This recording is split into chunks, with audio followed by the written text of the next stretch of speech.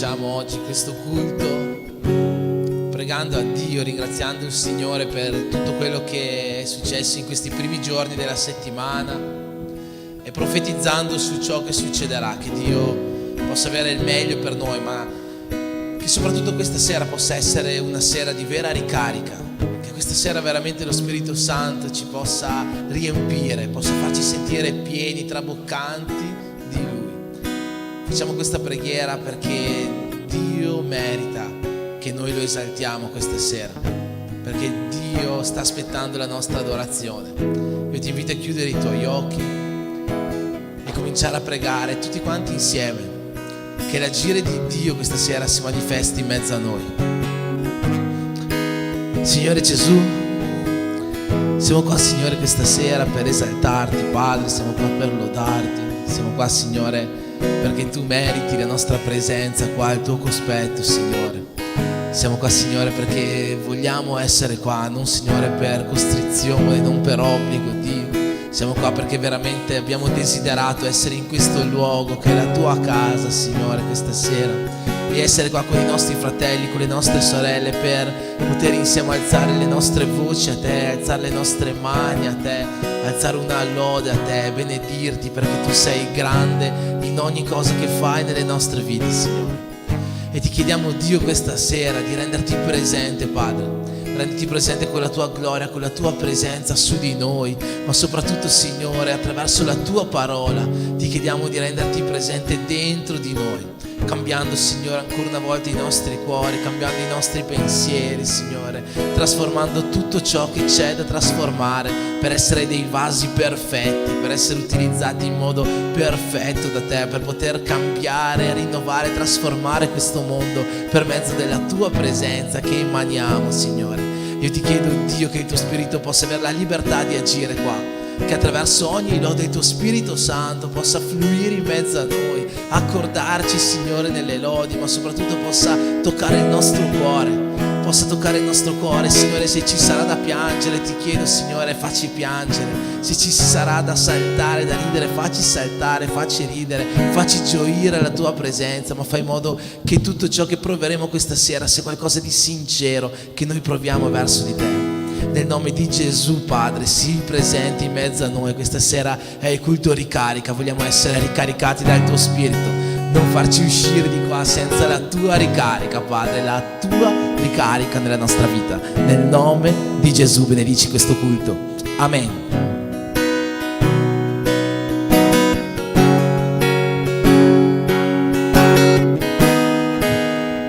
Cantiamo. Tu sei qui, ti muovi in mezzo a noi, ti adorerò, ti adorerò. Tu sei qui, rompiendo le prigioni, ti adorerò,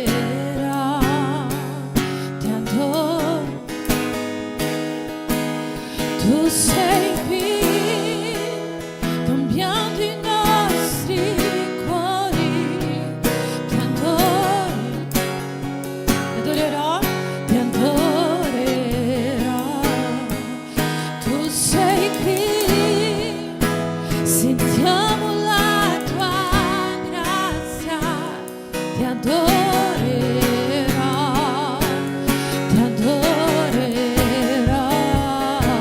Il nostro Dio è cammino in mezzo al deserto, Dio di miracoli.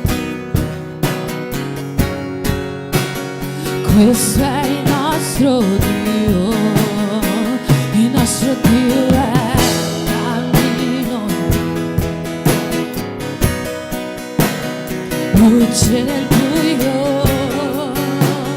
Questo è il nostro Dio. Tu sei qui, tu sei qui, ti muovi in mezzo a noi, ti adorerò, ti adorerò. Tu sei qui, rompendo le prigioni, ti adorerò.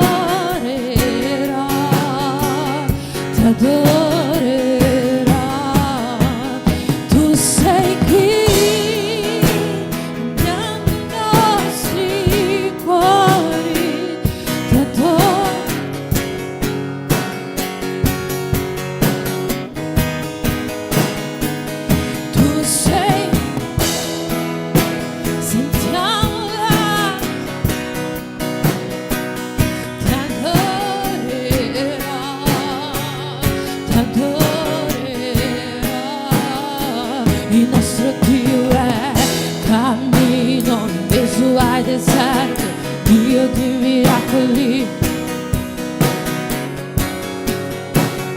Questo è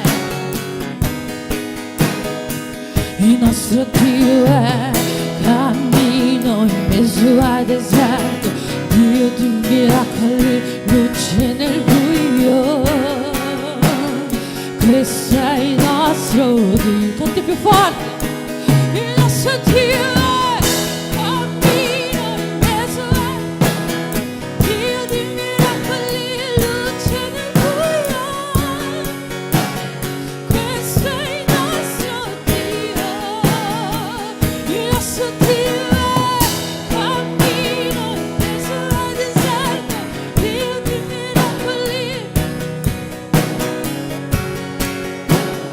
Questo è il nostro Dio. Asciughi le lacrime, guarisce le ferite. Questo è il nostro Dio. Asciughi le lacrime, guarisce le ferite. Questo è il nostro Dio. Asciughi le lacrime, guarisce le ferite.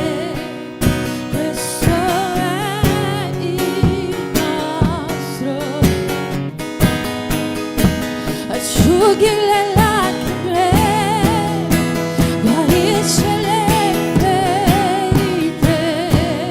Questo è il nostro Dio. Anche se io ti vedo o ti sento, anche se non ti vedo o ti sento, tu sei qui. Tu sei qui Dio, anche se non ti vedo o ti sento, anche se non ti vedo o ti sento, tu sei qui Dio, tu sei qui Dio, anche se non ti vedo o ti sento, anche se non ti vedo o ti sento, tu sei qui Dio, tu sei qui. Cammino in mezzo al deserto, Dio di miracoli, luce nel buio. Questo è il nostro Dio, il nostro Dio è cammino in mezzo al deserto, Dio di miracoli, luce nel buio. Questo è il nostro Dio, è cammino in mezzo al deserto, Dio di miracoli, luce nel buio. Questo è il nostro Dio.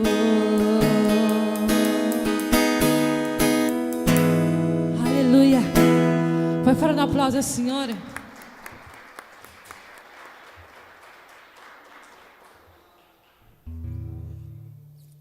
Alleluia, che bello vedere così tante persone nel nostro culto di carica.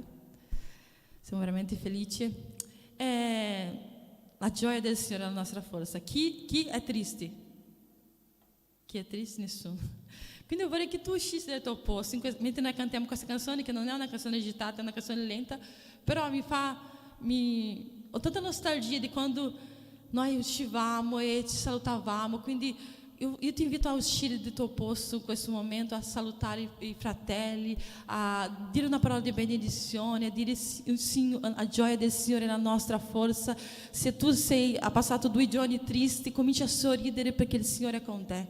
Amen? Ti invito a uscire dal tuo posto e dichiarare questo sulla vita del tuo fratello.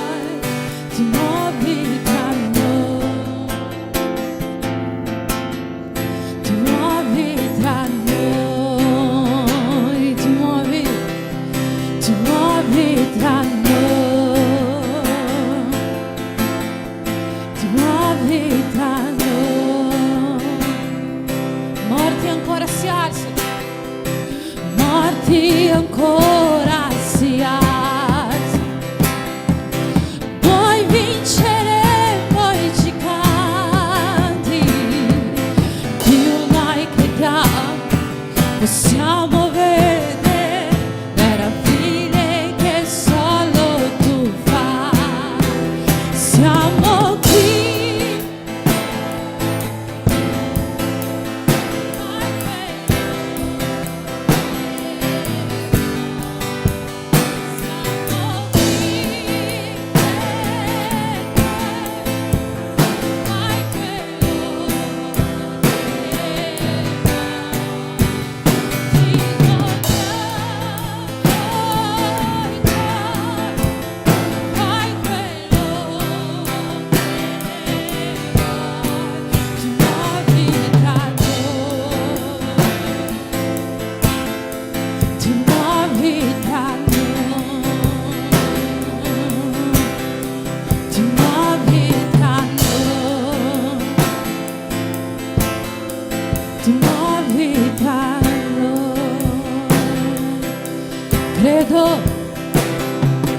Credo in miracoli quando ti muovi, in guarigioni quando arrivi.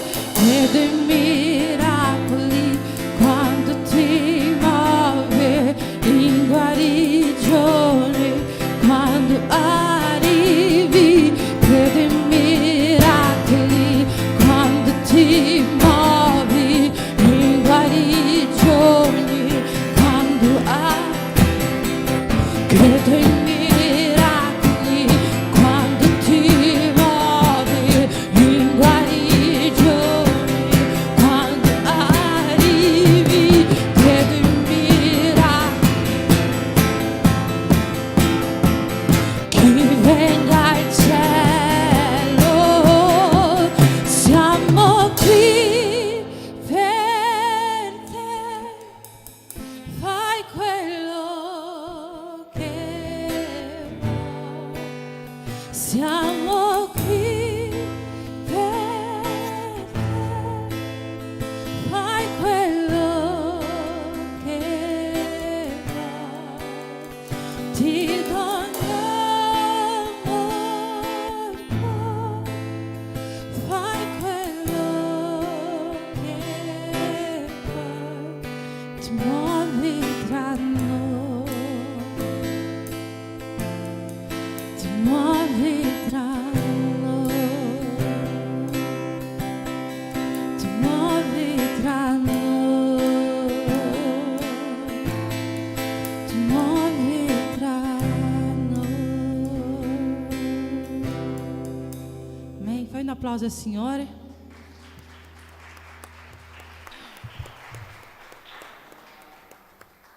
Volevo chiamare qua la cooperatrice Sônia per venire a fare la preghiera per la 10ª offerta. Ho preso paura dessa hora.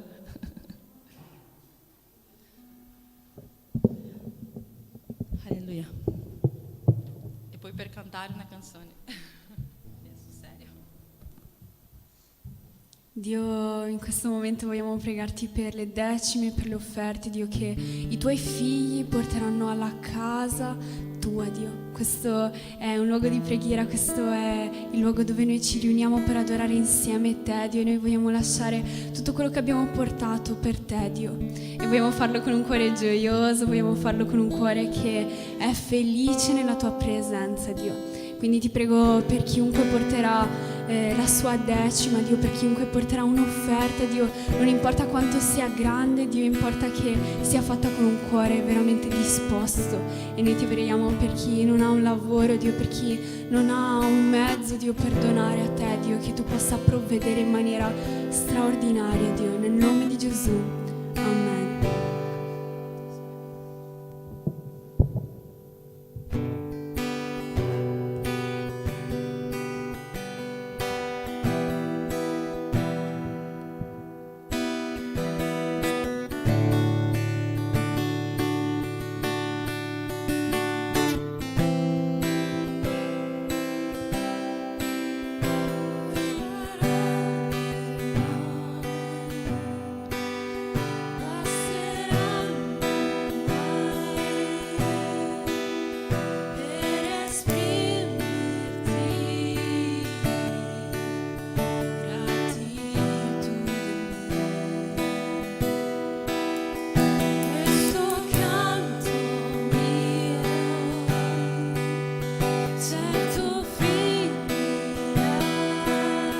mentre tu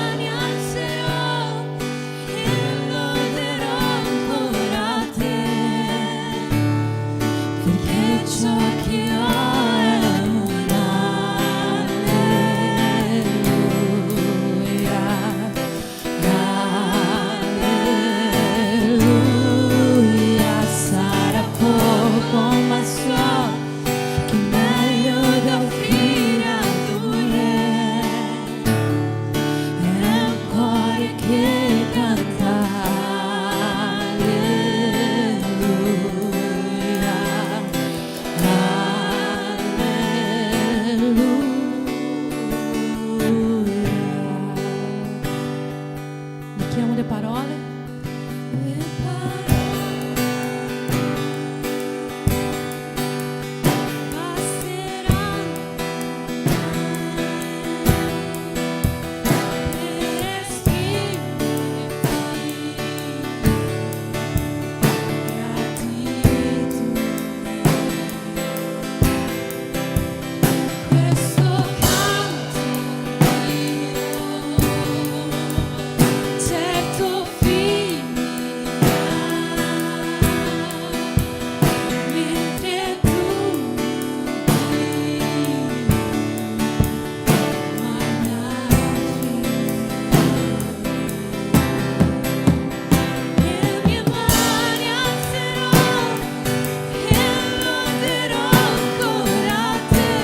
Perché ciò che ho è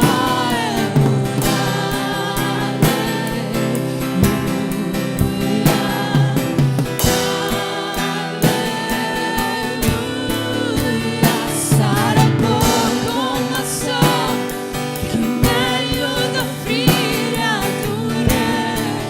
È un cuore che canta.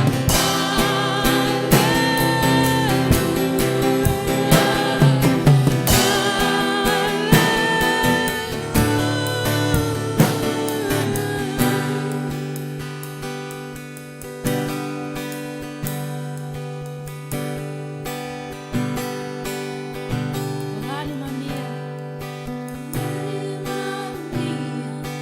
devi temere più, canto saprai che vive un leone all'interno di te. Alzati e loda Dio.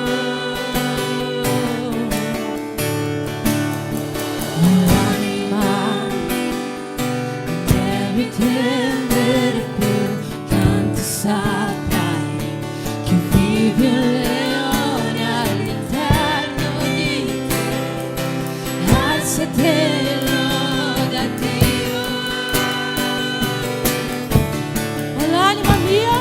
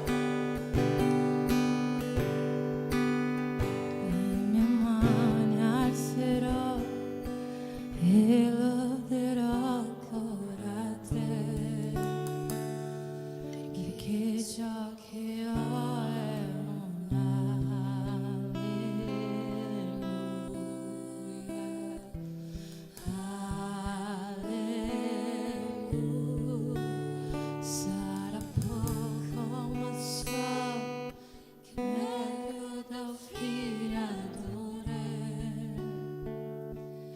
è un cuore che canta alleluia, alleluia.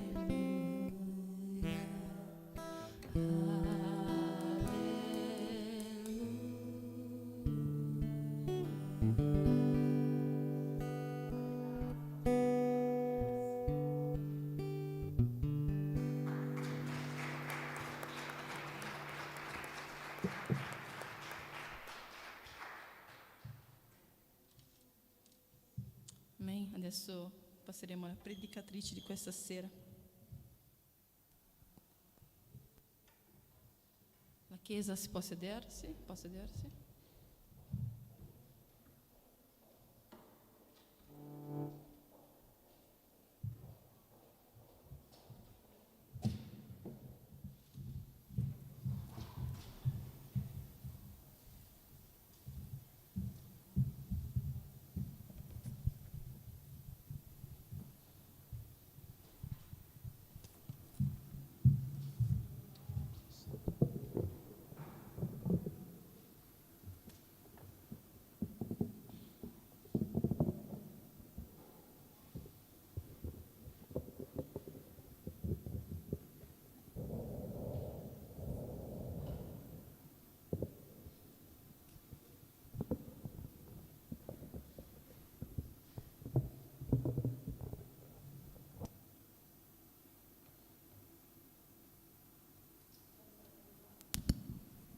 Saluto la Chiesa con la pace del Signore, amen.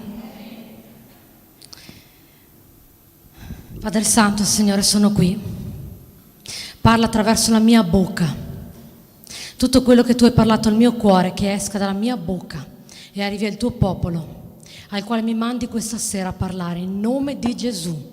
Che ogni interferenza, Signore Padre, cada per terra e sia distrutta in questo momento, in nome di Gesù. Amen. La parola con la quale il Signore ha parlato al mio cuore è questa: il profeta. Definiamo innanzitutto chi è il profeta.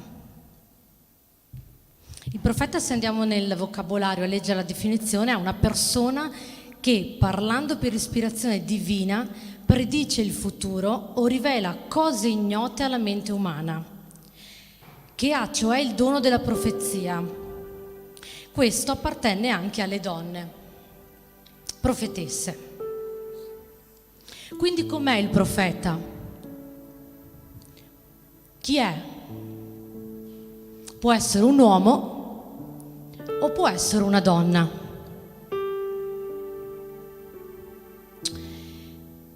E da dove viene e dove va? Viene dal luogo in cui Dio lo chiama e va dove Dio lo manda. E che cosa mangia il profeta? Si nutre? Sì. Di tutto? No.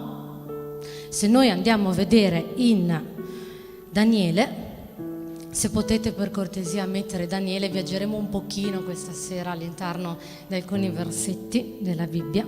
Se andiamo a vedere in Daniele 1, cercherò di accompagnarvi anch'io, che sono diversi, quindi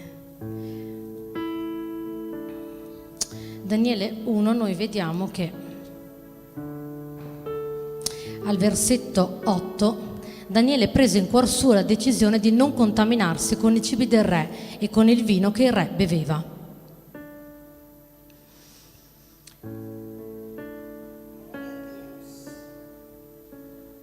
E come parla? Cosa dice un profeta? Un profeta parla quello che Dio manda a dire. Da che cosa lo distinguiamo un profeta? Quindi abbiamo detto che può essere un uomo o una donna, che mangia un certo tipo di cose, che sceglie in cuor suo di non contaminarsi, che viene e va a un determinato luogo. Possiamo riconoscerlo da alcune cose. Per esempio, che ha il mantello. Se noi andiamo a vedere Elia o Eliseo in 1 Re 19, il versetto 19,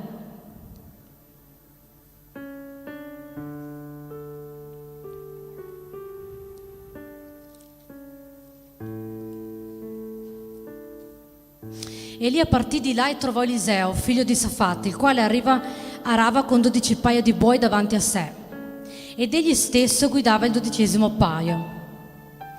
Elia si avvicinò a lui e gli gettò addosso il mantello. E il Signore mi ha fatto ricordare di una predicazione di molto tempo fa, penso che fosse 1 anno, forse 2 fa, non ricordo bene, nel quale mi aveva parlato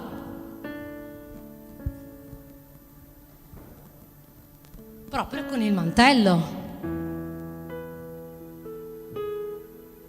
E se adesso un profeta arrivasse e ti lanciasse addosso il mantello, tu che biasimi tanto per il dono di profezia, sei pronto?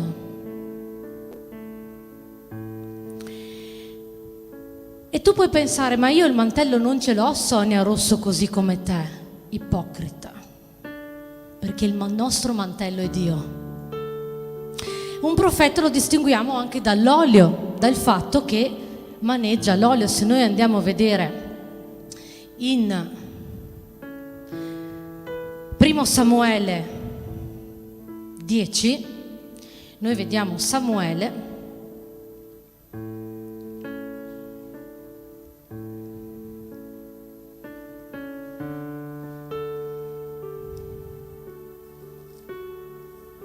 Allora Samuele prese un vasetto d'olio, lo versò sul capo di lui, baciò Saul e disse: il Signore non ti ha forse unto perché tu sia il capo della sua eredità? Prese un vasetto d'olio, lo versò sul capo di lui, baciò Saul e disse. Quindi un profeta maneggia l'olio. Noi possiamo vedere anche con Eliseo, con Elia. Poi noi vediamo che c'è anche un bastone, perché noi vediamo Mosè, vediamo di nuovo Eliseo, Mosè che toccò la roccia, Eliseo, secondo Re 4:29.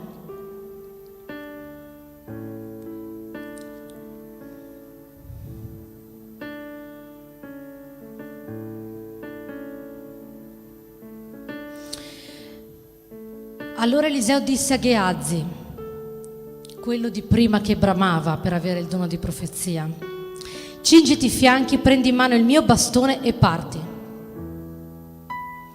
E tu pensi, Sonia, ma tu in questo momento non hai un bastone? Ipocrita. Il bastone è la nostra Bibbia, è il nostro Signore Gesù, siete voi, fratelli e sorelle, sono i pastori. La pastora, il pastore sono le sorelle missionarie, coloro che sono consacrati, sono coloro ai quali, apro e chiudo parentesi, quantomeno per me, ti appoggi, chiedi un consiglio, il bastone c'è. E che cosa significa essere profeta?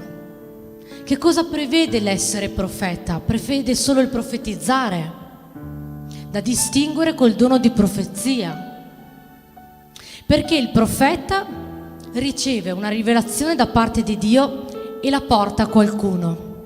Con il dono di profezia possiamo avere una visione che è futuro, che è passato, che è in questo momento, che è nel soprannaturale, che è sulla terra, che è sotto le acque in profondità, che è sotto la terra in profondità, che è nel cielo paradiso, che è all'inferno. Essere un profeta significa solitudine. Tu che vuoi il dono di profezia, significa essere in grado di poter stare da soli, di vivere dei momenti da soli, di sapersi estraniare, di ascoltare la voce di Dio. No, questa cosa non la faccio. No, metto in cuor mio il desiderio di non contaminarmi. No, là non vado. No, fino a qua possiamo andare. Essere un profeta, se noi andiamo a vedere in Ezechiele 3,17, è essere una sentinella. Dice così la parola di Dio.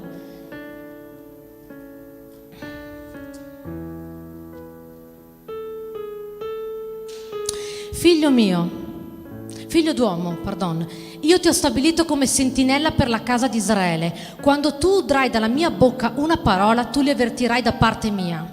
Quando io dirò all'empio, certo morirai, se tu non l'avverti e non parli per avvertire quell'empio di abbandonare la sua via malvagia e salvargli così la vita, quell'empio morirà per la sua iniquità, ma io domanderò conto del suo sangue alla tua mano. Ma se tu avverti l'empio ed egli non si ritira dalla sua impietà e dalla sua via malvagia, egli morirà per la sua iniquità, ma tu avrai salvato te stesso. Ciò significa che quando io ti parlo, io ti ho posto come sentinella. Significa essere vigilanti, significa avere un piede lì pronto sulla guerra, significa che se passa qualcuno e tu lo vedi normalmente, ti faccio un esempio, con mercoledì scorso che è venuto un visitante qui e per un istante, non so se l'avete notato anche voi, mi sono girata, no, questo non è un visitante come gli altri, qui c'è qualcosa che brucia. Aveva lo stesso fuoco di un pastore. Il modo in cui lui si comportava non era una persona qualunque. Essere una sentinella, essere un profeta, è essere vigilante, è saper riconoscere quando arriva qualcuno da lontano. Cos'è che vedi? Disse il profeta. Vedo una piccola nuvole, vedo una piccola nuvola della grandezza di una mano di un uomo. Significa avere una vista talmente sottile da poter vedere fino sentinella. Significa essere pronti a vivere il soprannaturale. Se noi andiamo a vedere ancora una volta in Ezechiele 37 al versetto 1,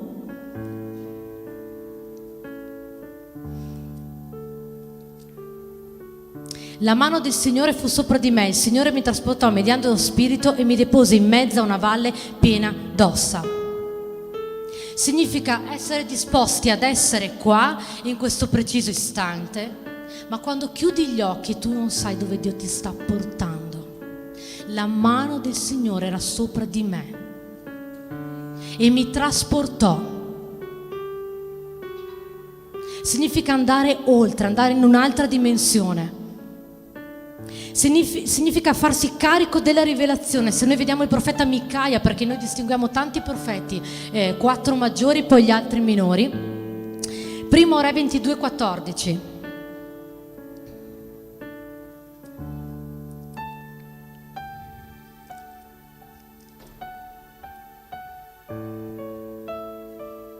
Ma Micaia rispose: come è vero che il Signore vive, io dirò quel che il Signore mi dirà.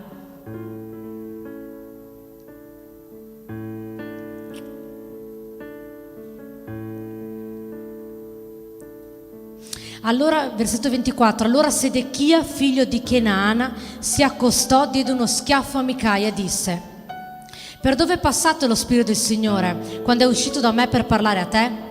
Micaia rispose: lo vedrai il giorno che andrai di camera in camera per nasconderti.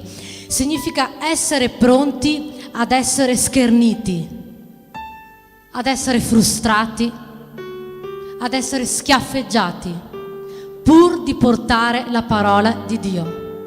Poiché dice così: come è vero che il Signore vive, io dirò quel che il Signore mi dirà. Ed è serio, è molto serio.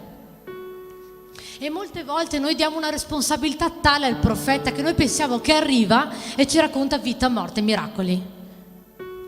No, io voglio che il profeta mi dica qualcosa della mia vita. Voglio che il profeta questa sera arriva e il Signore parla con me. Signore, parla con me. Signore, dimmi qualcosa, parla con me. Andiamo a vedere Davide.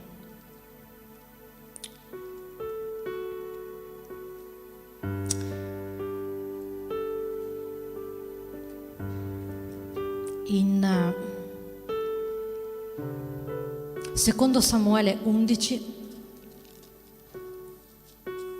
quando noi pensiamo che nessuno sa nulla, a prescindere che il Signore sa e vede, noi vediamo questo. Secondo Samuele 11, versetto 3. Davide mandò a chiedere chi fosse la donna. A chi ha mandato?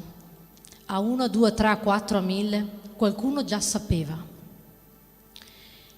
Gli dissero, qualcun altro in più già sapeva. Versetto 4, Davide mandò a prenderla. Non va un uomo da solo a prendere una donna, magari ci vanno in 2, in 3, in 4, qualcun altro di più. La donna rimase incinta e lo fece sapere a Davide. Tramite chi? Quanta gente che sapeva. Quindi non era da solo. E poi dice così: allora Davide fece dire a Joab, in un campo di battaglia, tutti uomini, dove l'unica cosa che hanno a fare è parlare di guerra, una notizia nuova non viene sulla bocca di tutti? Però sono là, nessuno lo sa.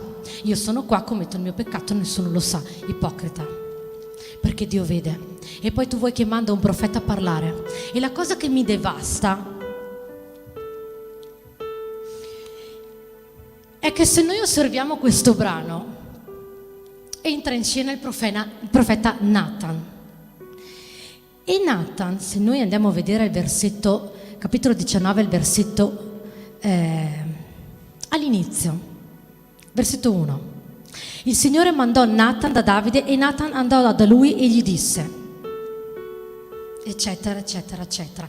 Cioè Nathan non parla direttamente, Nathan racconta una parabola.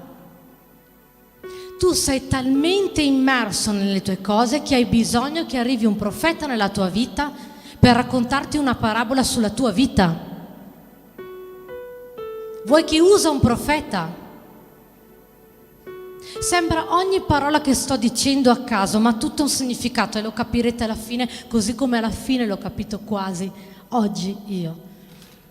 Al versetto 7 dice così, e qui mi devasta. Allora Nathan disse a Davide, tu sei quell'uomo. A un uomo di Dio al quale ha rivelato una cosa, prima ha dovuto parlare in parabole per poi dire la verità. Tu vuoi che ti venga parlato in parabole o la verità? Quanto sono offuscati i tuoi occhi? Vuoi un profeta che venga da te per dirti qualche cosa? Ma accetti che ti venga detto diretto? Lo accetti? Sei sicuro? Versetto 14. Tuttavia, siccome facendo così tu hai dato ai nemici del Signore ampia occasione di bestemmiare, il figlio che ti è nato dovrà morire. Nathan tornò a casa sua. E poi noi diamo la colpa al profeta. Ah, il profeta è arrivato, ha parlato, ha detto. No, il profeta è stato mandato da Dio per rivelarti qualcosa che hai fatto. E tu sai benissimo cosa stai facendo nella tua vita.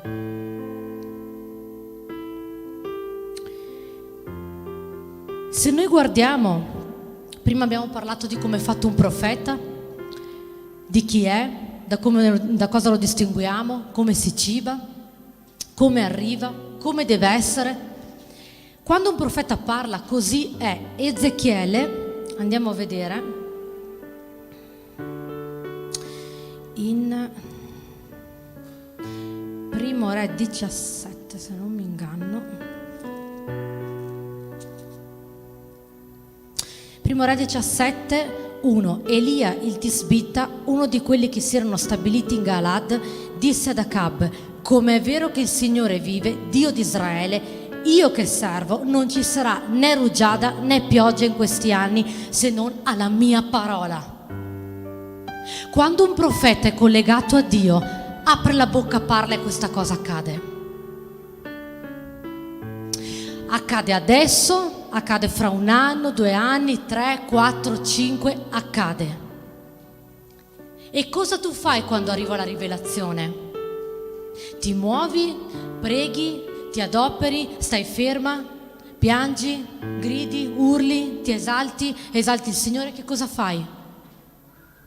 Perché un profeta ha parlato, ha dichiarato, e sappiamo che per diverso tempo non è successo nulla. se non alla sua parola.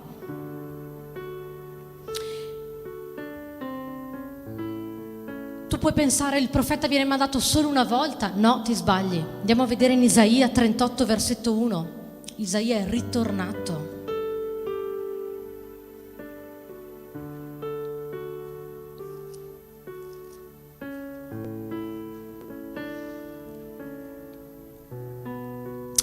In quel tempo Ezechia si ammalò di una malattia che doveva condurre alla morte. Il profeta Isaia, figlio di Amoz, andò da lui e gli disse...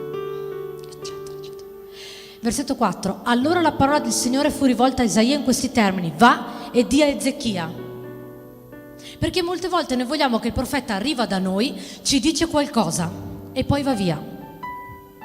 Ma il profeta, se il Signore manda, ritorna indietro e ti dice questa cosa.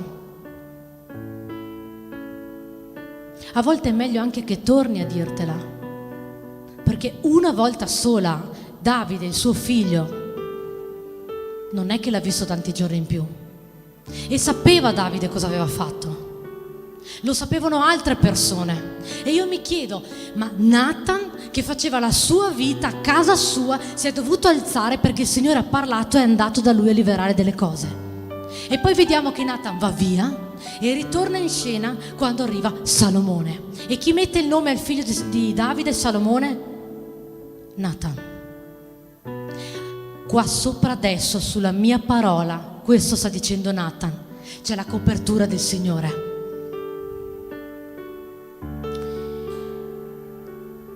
Poi noi vediamo che molte volte noi diciamo: ah, il profeta ha rivelato, il profeta non ha rivelato, ma questa cosa, ma quella cosa. Calma, perché in secondo Re 4:27 noi vediamo una cosa molto importante che fa rimanere i piedi per terra anche i profeti. Secondo Re 4:27. E come fu giunta dall'uomo di Dio sul monte, gli abbracciò i piedi. Gehazi si avvicinò per respingerla, colui che voleva avere. Ma l'uomo di Dio disse: lasciala stare, poiché l'anima sua è amareggiata e il Signore me l'ha nascosto, non me l'ha rivelato. Ma se adesso il Signore mandasse un profeta nella tua vita, tu che cosa vuoi sentirti dire? Tu come vuoi essere toccato nel tuo cuore?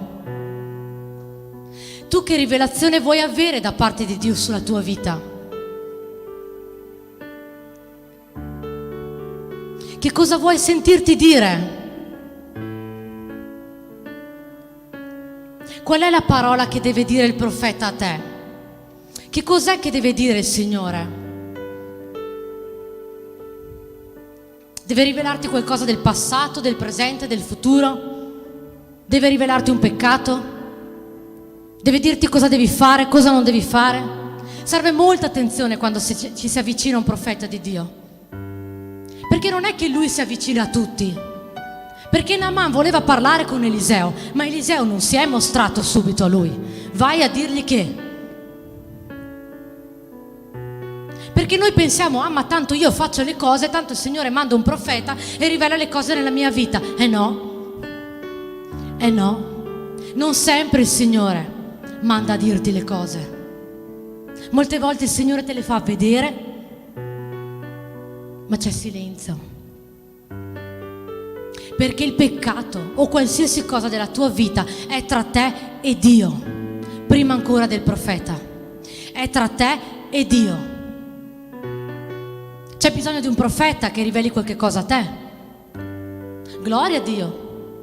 Come si manifesta un profeta?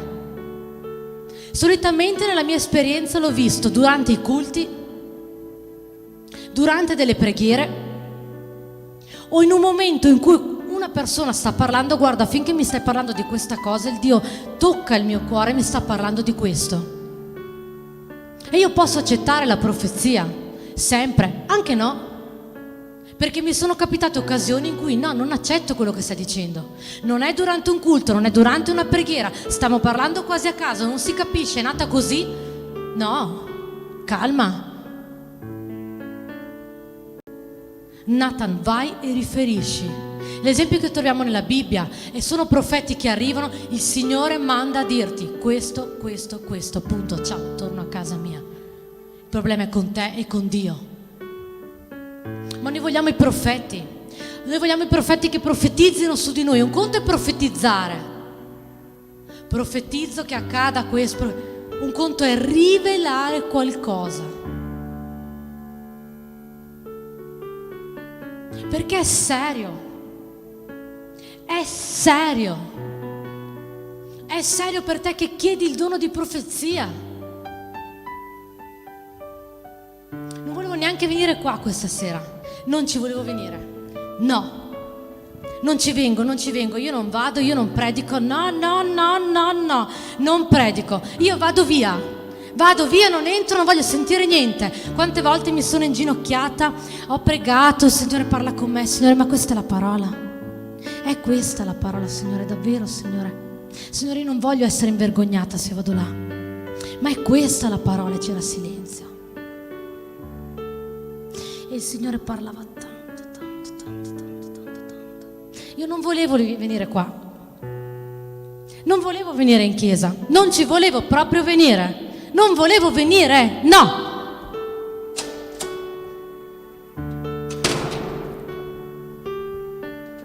Perché noi facciamo così tutte le volte che diamo una bugia, tutte le volte che non ci proviamo, tutte le volte che lasciamo che il nostro io prevalga. Ma io ho detto no, Signore, preferisco venire qua, predicare la tua parola, che pagare un prezzo più alto. Preferisco obbedire, venire qua e parlare di quello che è un profeta, perché per arrivare qua, quello che il Signore manda a dirti è serio, è santo, e arrivare qua e farsi la doccia e pulirsi e avere i capelli puliti, perfetta, profumata. Mi sono cambiata il reggiseno, le mutande, ero nei giorni del mio ciclo, sono entrata qua prima di venire qua sopra, non una goccia è uscita perché è finito prima.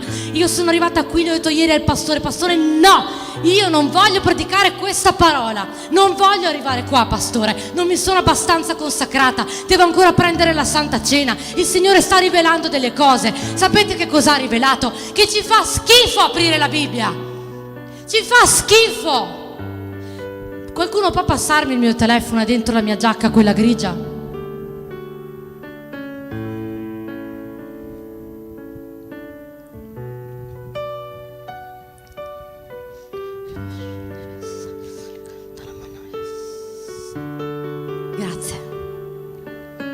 Grazie mille.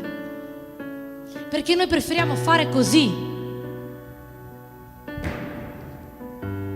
e ci preoccupiamo per un telefono che cade per terra, invece di preoccuparci della nostra Bibbia, della nostra presenza con Dio. Se apriamo o meno la Bibbia, ci fa quasi schifo aprirla, non vogliamo più aprirla, è impossibile leggere un versetto. Il Signore mi ha parlato dei giovani che fanno fatica ad aprire la Bibbia. No, perché io la lascio a casa. No, rimani là sul comodino, che fa bella vista, fa parte dell'arredamento. No, perché tanto il telefono la leggo lì. Ma finché tu la leggi lì, vai a vedere altre cose, vai a vedere i social.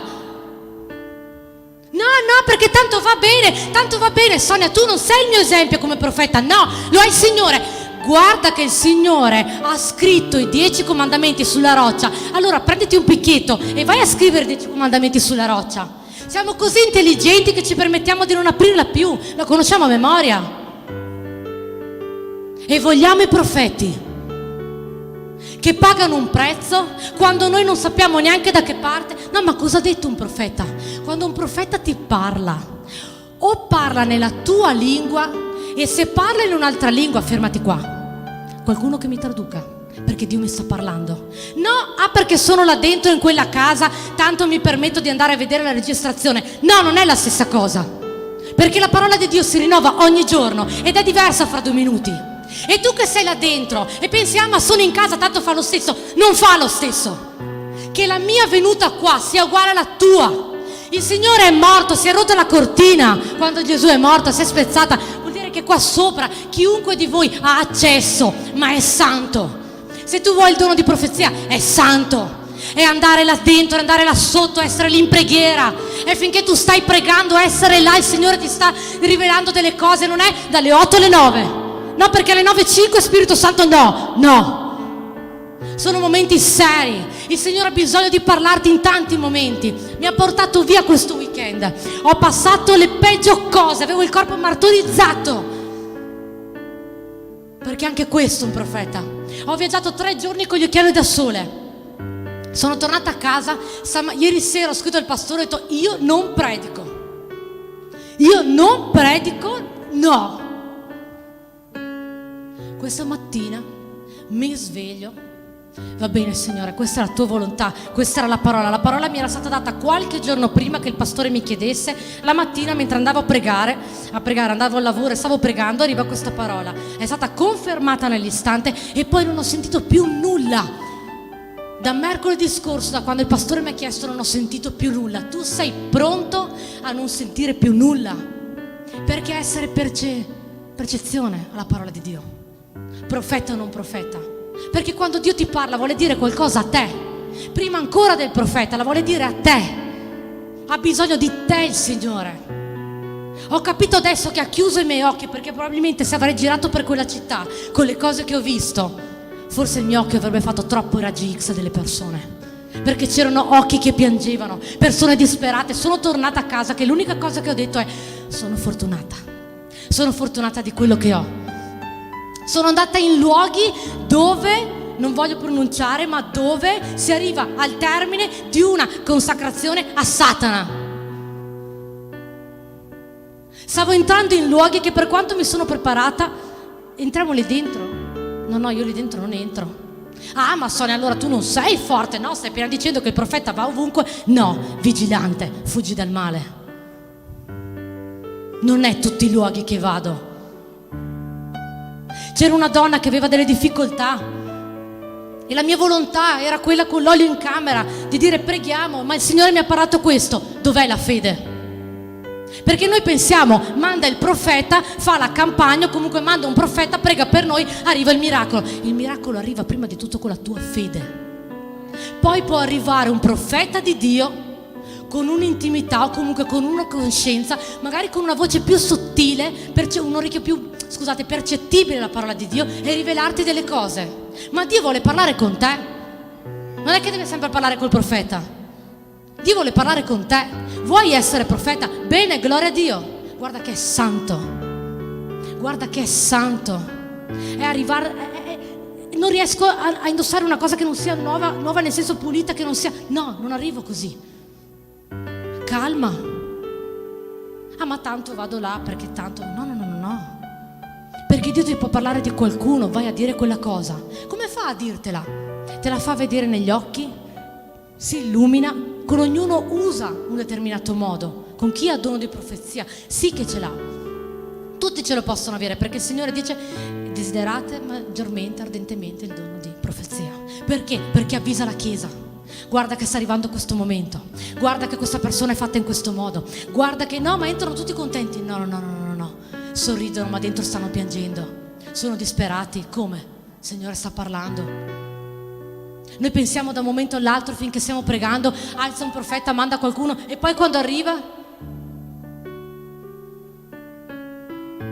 no, non guardarmi negli occhi, perché se apri gli occhi apro anche i miei. E nel momento in cui un profeta è usato e viene da te e ti dice qualcosa, è Dio che lo sta usando. Abbi rispetto per questa persona. Dio mi ha fatto ricordare di profezie che sono arrivate qui dalle missionarie per la mia vita. Chiedi conferma al Signore, basati sulla sua parola. Il silenzio è stato grandissimo, fratelli. Cioè, una cosa che ha detto il pastore, ha detto: sarà che lo Spirito di Dio si è allontanato da me. Non è che i profeti non siano peccatori, non è che nessuno di noi non lo è. Tutti di noi hanno fatto qualcosa. Semplicemente un profeta si predispone di più ad una cosa. È il Signore che lo chiama. Perché tante volte mi confronto con la pastora: ma perché di questa cosa? Ma perché quello? Ma perché l'altro? Ma perché quest'altro? Ma Dio ti sta parlando. Dio ti sta rivelando delle cose. Mi è capitato una volta in un momento di preghiera con una persona che, dopo che mi aveva chiesto una cosa, il Signore mi ha parlato così: vai là e digli la fine che hanno fatto quei ragazzi con l'orso. Oh Signore, sarà che si stanno beffando di me? Ma io ti ho detto di dirlo. guarda, il Signore manda a dirti questo, questo e questo. No, ma io Sonia, a me non mi interessa. Il Signore ha già parlato. Noi portiamo avanti, concludiamo, ma sappi che... Perché se tu pensi, non racconto una bugia al Signore che ti ha visto, e poi vuoi che un profeta ti racconta la tua vita, però preparati, perché quando il Signore rivela, rivela.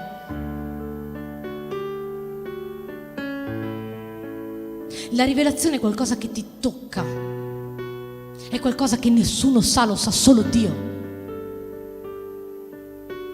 Non puoi pensare, ma un profeta arriva da Dio. Ci sono cose che molte volte mi è capitato di sentire, ma che cosa aveva detto? Ma mi puoi ripetere? Ma poi no, non parlo di me, parlo in generale. Ma dov'eri in quel momento lì quando ti parlava il profeta? Ma dov'eri per chiedere? Perché ritornare a chiedere un profeta va bene, puoi farlo, ma sappi che è in quel momento che Dio ti ha parlato, non è dopo. E molte volte come? Cioè il Signore mi ha parlato in quel momento, io non sono il veggente che faccio le carte, il divino che ho la sfera, che adesso ti dico fra 5 minuti. Chiedi al Signore, il Signore te lo rivela. No, ma noi vogliamo i profeti. Noi vogliamo essere i profeti, ma no, martirizzati no, andare in guerra ma forse no proprio, senza il cellulare che è ancora lì ma non lo so. Guai a spegnerlo, guai a lasciarlo là. Oddio, è accaduto tante di quelle volte che no, perché se mi si rompe l'iPhone. Però se sparisce un versetto dalla nostra Bibbia, se ci dimentichiamo per un istante, non ce ne frega niente. E allora c'è silenzio. Ma come, Sonia? Il Signore ti dice di parlare del profeta, di parlare di questa cosa, manda a te per ricordarti anche che è durato 400 anni il silenzio del Signore. E i profeti avevano avvisato, i brividi. I profeti ti avvisano prima, ti possono rivelare qualcosa dopo, paghi, tu sai cosa hai fatto. Ma è necessario che tu abbia questa in mano, è necessario che tu abbia questa in mano, che è la Bibbia, la parola di Dio, questa. Perché allora ti può parlare un profeta, ti può parlare un presbitero, un diacono, un prelato, chiunque, un bambino, il pastore. Perché anche pastore, sai, ti dico questa cosa, ci sono momenti dove il Signore mi ha parlato che dicevo no, non vengo qua, perché adesso è quasi, sai, bisogna fare attenzione a come, no, ma io voglio che il profeta mi parla, ma sai, non, Davide, il figlio che ti è nato, e non gliel'ha detto subito, gli ha parlato in parabole e poi gli ha detto Davide, il figlio che ti è nato. Ah, non l'avevi capito, Davide? No, pastore, no, però, no, pastore, è santo, ci sono delle cose che sono sante. Non avere timore, pastore, non avere timore. Girano le spalle, ma tu hai fatto quello che è dalla parola di Dio. È santo, non è passeggiamo, andiamo in guerra, sì, così ci ammazzano anche. Entro in guerra, come diceva come dice un profeta, ma diceva a suo tempo, ed è passato poco tempo fa, missionario, pastore: io entro, saio, permanesso, nome dele glorificato. Io entro, esco, rimango, il suo nome è glorificato, che era il pastor Magno. Mi è capitato una volta con un profeta che era un pastore, era venuto qui molti anni fa. Avevo dato una lettera, avevo scritto delle cose a Dio, non potevo essere presente il giorno dopo per determinati motivi. Io consegno questa cosa, chiedo al pastore il permesso, sì, consegno questa cosa. Lui si gira e mi guarda, 1, 2, 3. 2 ore di silenzio, non riuscivo più a parlare. E si alza una missionaria nella tua vita, arriva una diaconessa, arriva una sorella qualsiasi a parlarti, a dirti: guarda, il Signore mi sta parlando di questo, e tu pigli, vai via. Pensa a una rivelazione così.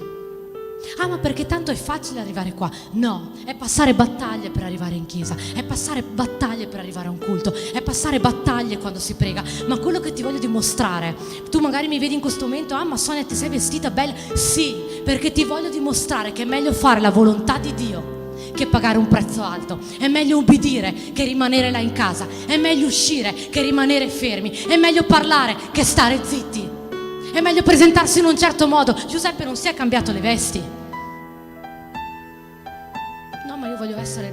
profeta, ma io non vedo profetesse qua. Ah no? Beh, allora vediamo donne sagge che hanno parlato anche come profetesse, o come Deborah la giudice, che entrano, non ammazzi tu, ammazzo io allora. Che uccidere poi non è anche solo fisicamente, perché io immagino quella volta i sacerdoti, vieni qua, ghigliottina diretta. Ma è anche uccidere qualcosa di noi, qualcosa che non va. Voglio che me lo dica il profeta. Va bene. Sappi che Dio già lo sa. Il profeta arriva a dirtelo. Magari qualcosa poi è velato, ma tu la sai tutta qual è. Il punto è, con tutto il silenzio di questi 7 giorni, che tu devi avere contatto con questa. Che può arrivare qualsiasi profezia, che tu per primo puoi e devi profetizzare, che nella tua casa ci sia pace, ci sia gioia, ci sia amore, ci sia prosperità, che gli studi dei miei figli vadano bene, che le cose vadano al meglio, che io sia prospera, che io abbia una vita in abbondanza, che io vinca sempre, che quello che non arriva da Dio sia allontanato da me. Sì che puoi farlo. Non aspettare di avere qualche, unzione particolare. Certo arriverà, ma sai che puoi farlo come profeta, puoi farlo come parola che profetizza. C'è potenza nella tua parola, c'è potenza nella parola di Dio. Vuoi profeti? Va bene, ma tu per primo apri la Bibbia, prega, chiedi al Signore, il Signore ti rivela a te, ti rivela con i sogni. Guardiamo Daniele, sì che rivela, ma io faccio fatica a sentire. Allora sei forse quella parte di Davide che è un po'... No, Davide poi ci dà un grandissimo insegnamento. Ha capito: Signore, ho peccato. E Nathan è ritornato. Non è che il profeta non è più tornato, arriva solo nei momenti di... Nathan è ritornato quando è nato un figlio. I profeti avvisavano, i profeti si preparavano per entrare nel luogo santissimo. Era una volta all'anno i sacerdoti. I profeti vivevano determinate cose, venivano trasportati nelle valli di ossa secche, entravano, vincevano, uscivano. Tu che desideri tanto questa cosa qua, prendila veramente con la massima gioia, ma anche con il massimo rispetto davanti a Dio. Perché guardare il telefono è una cosa, ma entrare qua senza la Bibbia, perdonami pastore, ma è quello che tanto il Signore ha parlato al mio cuore, è una grandissima mancanza di rispetto verso Dio. Noi abbiamo il dovere, non perché abbiamo un incarico, non perché siamo consacrati, non perché siamo chiamati a qualcosa, ma come persone umane che credono in un Dio abbiamo il dovere di presentarci a Lui con delle cose.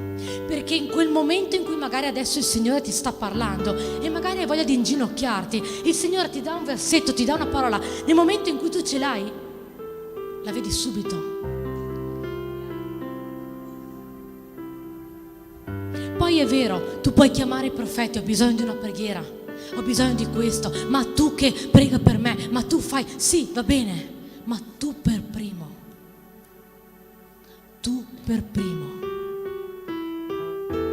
il Signore manda a dire questo, punto. Da qui tu riconosci un profeta. Questa per me è la parola di Dio che ha parlato. Questa è la parola. Grazie pastore. Qualora si possa fare una preghiera sono disponibile. Ok, preghiamo. Potete alzarvi in piedi. Io voglio invitarvi tutti qua davanti.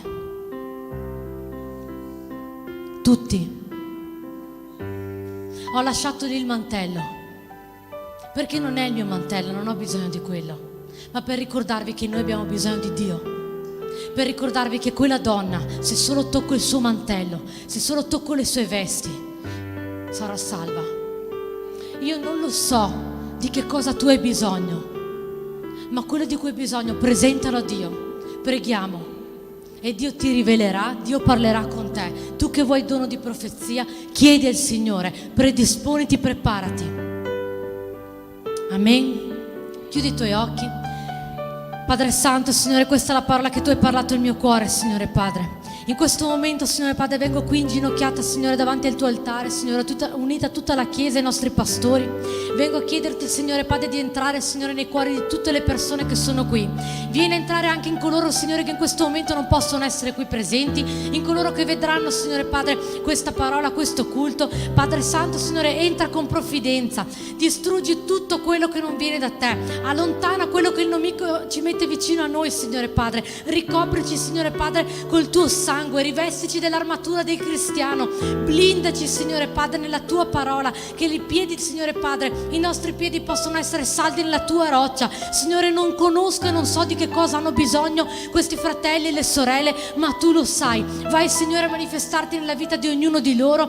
Vai entrando, Signore Padre, aprendo le porte, vai chiudendo quello che non va bene, vai dando forza, vai dando coraggio, vai dando rinnovo, Signore Padre, vai dando speranza, vai dando fede, vai aggiungendo amore, vai togliendo le lacrime, vai togliendo la tristezza, vai mettendo, Signore, l'allegria, vai usando, Signore Padre, i Tuoi servi, vai usando, Signore, le persone che Tu, Signore, chiami a Te. Padre Santo, Signore, che la Tua parola sempre possa essere proclamata, che le persone possano essere uscire da qui, Signore Padre, pieni di Te, complete di Te, Signore Padre. Non lo so di che cosa c'è bisogno in guarigione, ma entra con provvidenza. Vai, Signore, curando, vai liberando, vai togliendo tutto quello di marcia che impedisce, Signore Padre, il Tuo agire. Vai, Signore, facendo crescere, Signore, i giovani di questa Chiesa, gli adolescenti, i bambini, come il cedro, Signore, del Libano, come una pianta che dà buon frutto. Signore Padre, manda i Tuoi angeli, Signore Padre, accampa i Tuoi angeli in questa Chiesa, Signore Padre, nelle nostre case, nei nostri lavori, nelle nostre vite, nelle università, dove si trovano i figli. Oh, Signore Padre, vai incontro, Signore Padre, ad ogni persona che in questo momento si trova là, Signore Padre, triste e piangendo, Signore Padre. Vai rinnovando la Tua presenza, vai mandando persone parlando a lei, vai toccando il suo cuore, che possano sentire la Tua presenza, Signore Padre, in nome di Gesù. Che il Tuo amore, il Tuo grande amore, la Tua presenza, il Tuo fuoco sia una fiamma viva, Signore Padre, che arde in ogni momento nei nostri cuori. Signore Padre, non so ciò di cui c'è bisogno, ma Tu lo sai. Apri le porte, Signore Padre, manifestati, e che possiamo cantare ancora una volta un inno di vittoria, di gioia, di gloria, di onore a Te, soltanto a Te, in nome di Gesù. Amen.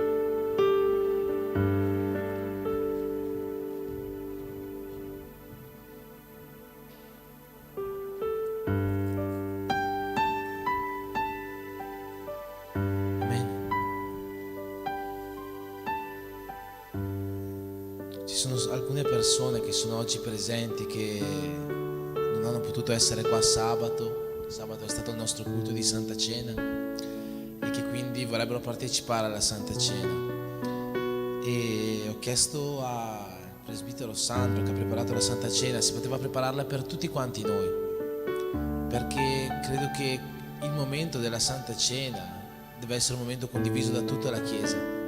Anche se solo 2 o 3 persone non l'hanno fatta sabato, noi siamo la Chiesa e questo momento va vissuto insieme. Quindi in questo momento faremo nuovamente la Santa Cena per chi l'ha già fatta, chi non l'ha fatta la farà per la prima volta questo mese. Non ci farà male prendere la Santa Cena un'altra volta, questo sicuramente no, ma penso che sia questo l'insegnamento che Gesù ha dato quel giorno, no? Avere un momento di comunione con i fratelli. Quindi invito Sandro di prendere il pane e il succo. Io leggerò il testo della Santa Cena da 1 Corinzi capitolo 11, che dice così: poiché ho ricevuto dal Signore quello che vi ho anche trasmesso, cioè che il Signore Gesù, nella notte in cui fu tradito, prese del pane e dopo aver reso grazie lo spezzò e disse: questo è il mio corpo che è dato per voi, fatto questo in memoria di me. Nello stesso modo, dopo aver cenato, prese anche il calice, dicendo: questo calice è il nuovo patto nel mio sangue, Fate questo ogni volta che ne berrete in memoria di me. Poiché ogni volta che mangiate questo pane e bevete da questo calice, voi annunciate la morte del Signore finché Egli venga. Amen. Signore Gesù, in questo momento ti chiediamo di consacrare questi alimenti, Signore, questo pane, questo succo che per noi rappresentano il tuo corpo e il tuo sangue, Signore, che tu hai spezzato e hai versato quel giorno per noi sulla croce, Signore. Noi vogliamo ricordarci ogni giorno della nostra vita di questo momento, perché sappiamo, Signore, quanto è stato difficile per te vedere tuo figlio morire per noi, ma sappiamo anche di quanto questo momento sia importante e fondamentale per la vita di ognuno di noi, Signore. Tu ti sei donato, tu sei il Verbo che si è fatto carne, Signore, e oggi noi vogliamo celebrare questo, perché grazie a quel tuo sacrificio oggi noi possiamo arrivare, Signore, a vivere un'eternità con te. Nel nome di Gesù, Padre, ti chiedo di benedire questo momento, che questi alimenti, quando entreranno in noi, possano riconciliarci a te, possano avere, Signore, un elemento salvifico nella nostra vita, possono, Signore, venire a renderci più vicini a te, più intimi a te.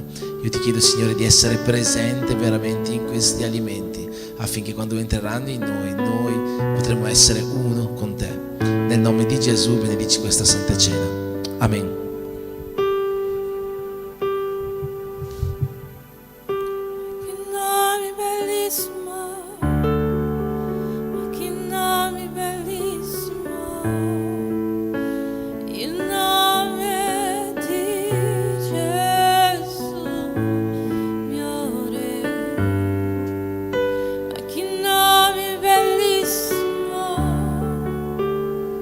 Nulla è pari a te.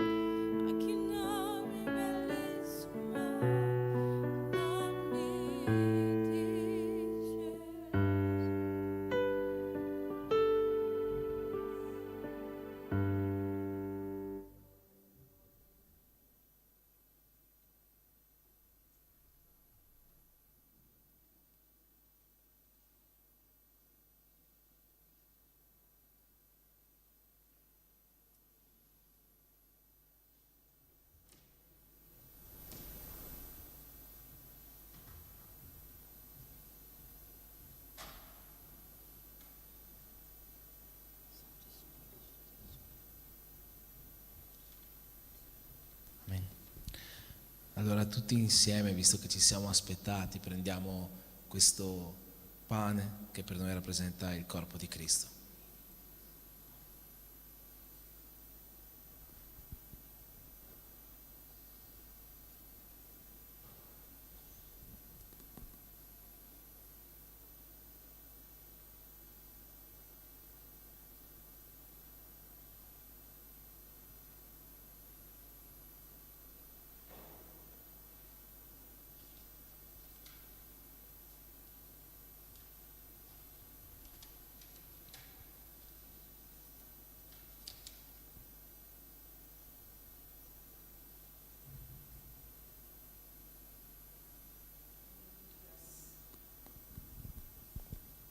Amen.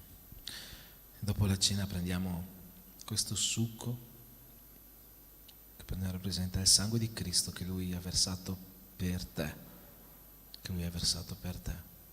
Prendiamolo in memoria di Lui.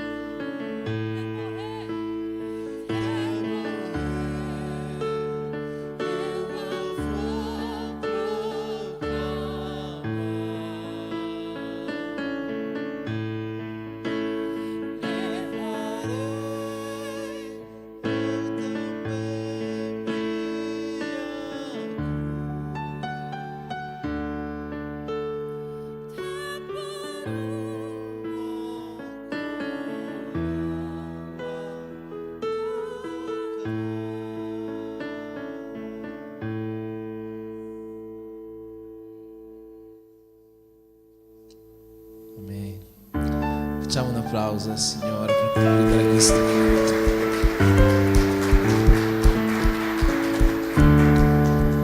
Oggi abbiamo celebrato ciò che di più grande Lui poteva darci, ma ogni giorno celebriamo ciò che Lui ci dà, ciò che Lui fa per noi e ciò che Lui è per noi.